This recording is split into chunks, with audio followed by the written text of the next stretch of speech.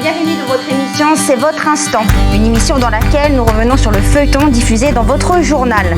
Un feuilleton donc consacré cette semaine à la relation entre l'homme et le vaccin. Tout simplement car la vaccination est souvent au cœur de vifs débats, des débats qui se sont accentués avec la crise sanitaire actuelle. On le voit sur la toile depuis la pandémie de Covid-19. On parle du vaccin comme étant le possible sauveur de notre époque. Mais concrètement, est-ce que les vaccins sont crédibles et quels sont les points qui font polémique?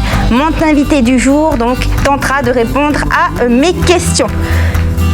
Monsieur Audard, bonsoir. Bonsoir. Donc vous êtes le directeur par intérim de la direction des affaires sanitaires et sociales en province Nord. Tout à fait. Donc alors de tout temps, face aux épidémies et pandémies, en fait, la médecine a toujours cherché des traitements de plus en plus efficaces pour pouvoir lutter contre ces maladies. Donc il y a souvent un amalgame en fait entre ces deux mots, là, épidémie et pandémie. Est-ce que vous pouvez nous donner une brève définition? Oui, donc on parle en général d'épidémie quand une maladie se développe rapidement sur un territoire géographique donné. Et quand cette maladie passe les frontières et touche l'ensemble de la planète, on va parler de pandémie. D'accord, donc c'est ce qui s'est passé, parce que par exemple la Covid-19, à la base c'était une épidémie qui a été ensuite déclarée pandémie en fait le 11 mars 2020, puisqu'elle s'est étendue au monde. D'accord, donc je vous propose que l'on découvre tout de suite un extrait de l'épisode qui a été diffusé dans votre journal donc ce mardi. On regarde. L'histoire de la vaccination commence dans les années 1790. À l'époque, la vaccine, une forme bénigne de la variole bovine, sévissait dans les campagnes. Edward Jenner, un médecin anglais très curieux, s'était rendu compte que certains de ses patients, essentiellement des valets de ferme en contact avec des vaches atteintes de vaccine, ne contractaient pas la maladie. Peut-on être protégé de la maladie lorsque l'on est au plus près des malades? Telle est son hypothèse de recherche. Afin de la vérifier, Edward Jenner va contaminer volontairement à la vaccine une personne via de petites incisions dans la peau. Un procédé d'immunisation encore loin de nos vaccins modernes. Quelques jours plus tard, pour vérifier que son patient est bien protégé contre la variole bovine, il va lui inoculer le vrai virus. C'est ce que l'on appelle la variolisation. Ainsi naît le principe de la vaccination. Monsieur Audard, alors on voit bien que l'histoire de la lutte des hommes contre les maladies infectieuses est ancienne, bien avant que Louis Pasteur arrive avec son vaccin contre la rage en 1885. Cette lutte contre les maladies a commencé avec ce qu'on appelle les variolisations, c'est-à-dire l'inoculation volontaire de la variole. Donc la variole, c'est l'une des pires maladies de l'histoire qui a dévasté donc l'humanité pendant au moins 3000 ans et faisant 300 millions de morts. Donc là, on l'a vu, donc Edward Jenner, lui, il utilisait des vaches comme réservoir donc, de vaccines. Et bien avant lui, en Chine aussi, par exemple en 1695, on faisait porter en fait les vêtements d'un malade de la variole donc à un enfant bien portant. Tout cela en fait à l'époque avait suscité donc de fortes inquiétudes. Donc il y a toujours eu finalement des polémiques dès l'origine de la vaccination, je dirais, et cela a continué donc jusqu'à nos jours. Est-ce que l'on peut dire que c'est cette variolisation qui est à l'origine, en tout cas c'est le point de départ de ces discours anti-vaccins, même si aujourd'hui donc il a évolué? Alors, je ne sais pas si on peut dire que c'est à l'origine des discours anti-vaccins. Moi, ce que je retiens, c'est si on prend le cas de la variole, c'est grâce justement à la vaccination qu'on a réussi à éradiquer cette maladie dans le monde et qu'aujourd'hui, on ne l'a plus. Donc je retiens le côté positif de ces vaccins et qu'à un moment donné, il faut bien commencer par un point de départ et toute chose nouvelle crée de toute façon des questions, des réflexions et forcément des controverses. Donc je vous propose que l'on passe tout de suite, Monsieur Audard, à notre chronique C'est bon à savoir. Jig.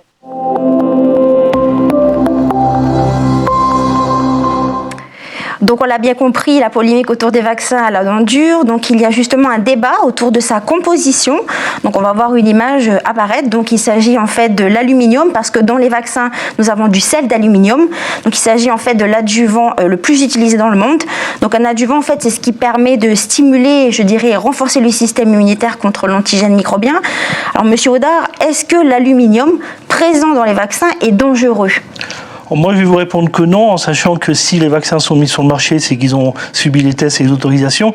Et je dirais, je ferai un amalgame, alors je ne sais pas s'il sera heureux, mais je veux dire, le sel, je veux dire, peut être aussi dangereux en très grande quantité pour la santé.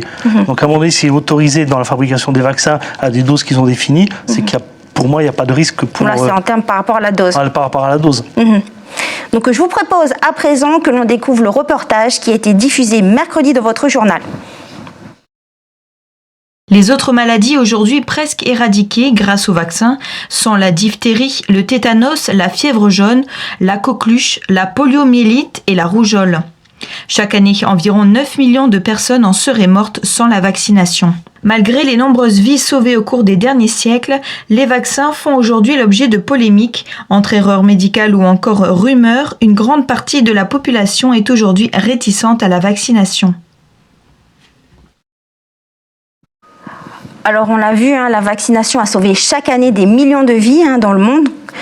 Cependant, il y a certaines maladies que l'on pensait presque qu'éradiquer, qui sévissent encore à nouveau. Donc c'est comme la polio, la tuberculose, encore la rougeole. Donc d'ailleurs la rougeole, le vaccin il existe depuis 5 décennies. Pourtant, en moyenne, près de 400 personnes en meurent chaque jour, et principalement donc des enfants. C'est ce qui s'est passé en novembre 2019 au Samoa. Donc, il y a eu une épidémie de rougeole qui avait fait environ à peu près 70 morts, dont 61 étaient des enfants âgés de 4 ans ou moins. Donc, il faut savoir qu'avant cette épidémie, le taux de vaccination, il était de 30% de la population. On voit bien que la population était réticente donc à la vaccination. Monsieur Audard, comment est-ce que l'on peut expliquer cette méfiance envers les vaccins ? Alors, je pense que la méfiance, elle vient socialement. C'est vrai qu'on, quand on se fait vacciner, on va injecter un produit dans notre corps. Donc forcément, il y a une méfiance naturelle. Après, je crois qu'il faut faire confiance à la science, aux médecins. Et si vous prenez le cas de la rougeole, la Nouvelle-Calédonie n'a pas été touchée par cette épidémie, puisque c'est bien un vaccin qui est obligatoire dès sa naissance et qui fait qu'on a pu être protégé, malgré effectivement une introduction des épidémies, je crois, sur une équipe sportive qui venait des Samoa. Donc grâce à ce vaccin, on a quand même pu préserver la population de Nouvelle-Calédonie. Et c'est ça qui est important. En tout cas, il faut savoir que le gouvernement samoan a imposé la vaccination obligatoire après l'épidémie. Donc, en fin décembre 2019, près de 94% de la population avait été donc vaccinée. Donc, vous avez parlé donc des vaccins obligatoires. Donc, justement, pour les bébés nés depuis le 1er janvier 2018, 11 vaccins sont obligatoires, donc en France et aussi en Nouvelle-Calédonie. Alors, bien que Louis Pasteur, le père, donc je dirais, donc on voit en fait, donc il y avait les 3 déjà obligatoires, la diphtérie, le tétanos, la poliomyélite, et après 8 ont été ajoutés, coqueluche, hépatite B, rougeole, oreillon, rubéole, etc. Donc je disais que même si Louis Pasteur en fait est le père du vaccin contre la rage, soit français, eh bien la France est quand même le premier pays anti-vaccin en Europe. Est-ce que vous pensez que cela est dû aux nouveaux médias qui changent en fait, qui changeraient en fait la façon dont les gens perçoivent la science ? Alors, je ne sais pas si c'est les nouveaux médias qui changent la perception de la science, mais c'est clair que le développement des médias, des réseaux sociaux, fait qu'il y a une multitude d'informations qui circulent, des informations qui ne sont pas forcément contrôlées au niveau des sources, qu'il est difficile pour quelqu'un qui n'a pas les moyens de vérifier ses sources, si elles sont fiables ou bien fiables, de se faire une idée. Donc je crois qu'on est sur ce volet-là, notamment sur la vaccination et ce qui peut circuler sur les réseaux sociaux. Et je crois que l'important, c'est on est quand même dans un domaine médical et qu'à un moment donné, c'est de faire appel, si on a des questionnements, à son médecin, que ce soit médecin référent, centre médico-sociaux, si on se pose des questions, ce qui est naturel, mais d'avoir les réponses médicales. Donc je vous propose que l'on découvre le dernier reportage qui a été diffusé ce soir dans votre journal. Certains vaccins furent l'objet de procès ou de polémiques au cours de l'histoire. En 1929, les vaccinations mortelles de Lübeck en Allemagne contre la tuberculose chez les nouveau-nés par le BCG marquent le plus grand accident vaccinatoire du XXe siècle, ayant entraîné la mort de dizaines d'enfants. On découvrit que le laboratoire n'était pas adapté à la fabrication de ces vaccins. George Dake, directeur de cet hôpital, fut condamné à 2 ans de prison pour meurtre et atteinte corporelle par négligence. La méfiance contre les vaccins est encore plus présente avec la pandémie de Covid-19. De nombreuses théories du complot de groupes anti-vaccins actifs aux États-Unis et au Canada sont apparues sur les réseaux sociaux. Une petite réaction par rapport à cet extrait, Monsieur Audard ? Oui, je pense que le reportage le dit bien. Pour moi, c'est pas les vaccins qui sont en cause, c'est bien le laboratoire qui n'est pas adapté pour.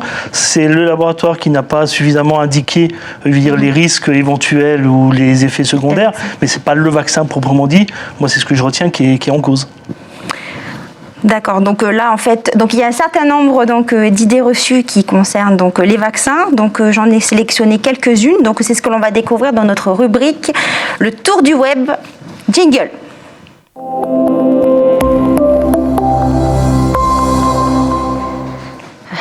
Alors, Monsieur Oudard, donc j'ai sélectionné quelques petites idées donc reçues sur la toile. Donc, on va voir ça ensemble. Donc, la première, c'est les vaccins peuvent provoquer des maladies graves.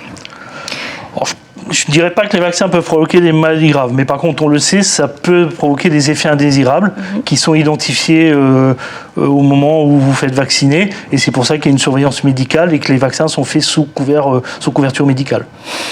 Parce qu'en fait, il y avait, justement parmi ces idées reçues, il y avait le vaccin contre l'hépatite B, par exemple, qui était accusé de provoquer des maladies neurologiques ou auto-immunes, comme la sclérose en plaques. C'est une maladie grave quand même, la sclérose en plaques. Oui, mais je suis d'accord avec vous, c'est une maladie grave, mais c'est la question derrière, c'est est-ce qu'à un moment donné, cet effet indésirable du vaccin avait été identifié dès le départ au moment où il était mis sur le marché, ou si c'est un manque de recul qui fait qu'on a découvert en cours ces effets-là.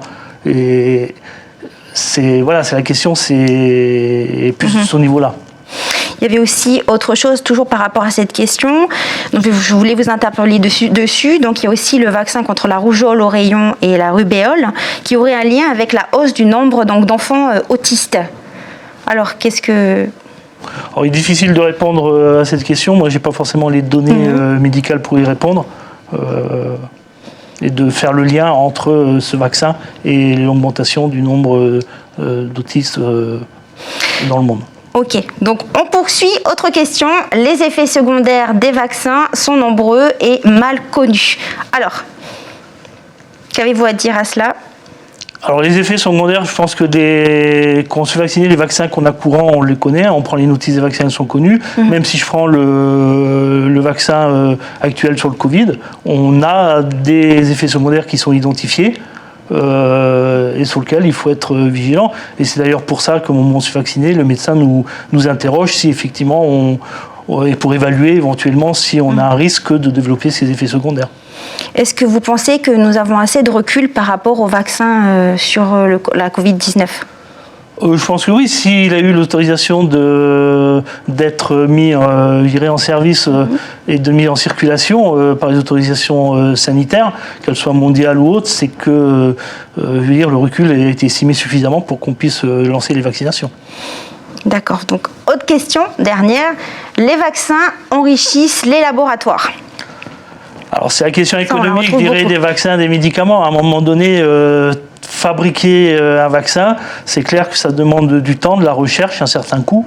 Maintenant, moi, ce qui m'intéresse, c'est pas forcément si ça enrichit les laboratoires, c'est quelle est l'efficacité derrière, et si effectivement, une fois qu'il est mis sur le marché, qu'on puisse en disposer pour vacciner les gens.